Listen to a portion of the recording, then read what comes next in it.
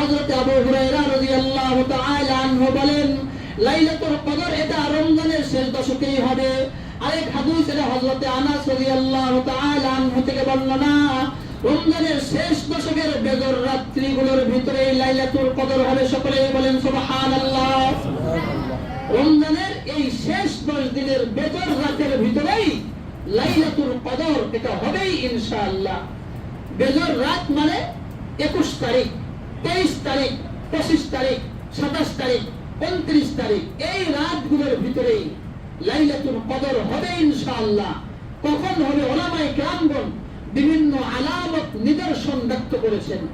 উলামায়ে কেরামগণ বলেন যেই দিনের আবহাওয়াটা তুলনামূলক একটু ঠান্ডা থাকবে, যেই দিনে রাতের বেলা পশু পাখি আওয়াজ কম করবে, যেই দিন অন্য দিনের তুলনায় একটু কোমল মনে হবে, যেই রাত অন্য রাতের তুলনায় একটু শান্ত মনে হবে, যে রাতের ভিতরে ঘুম একটু পরিতৃপ্ত ভাবে হওয়ার কথা, ওই রাতের ভিতরেই লাইলাতুল কদরটা আস্তে করে বিদায় নিয়ে চলে যায়। এজন্য বিচক্ষণ মানুষের কাজ হবে বেজর পুরো রাত যেন আপনার আমার থেকে চলে না যায়।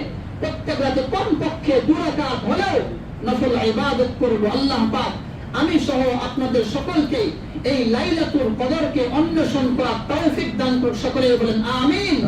যদি করি তাহলে 83 বছর ইবাদত করলে যে সওয়াব, এই পরিমাণ সওয়াব আল্লাহ পাক আপনার আমার সকলের আমলনামায় দান করবেন। সকলেই বলেন আমিন। আমাদের 3য় নাম্বার বিষয় গেল। 4th number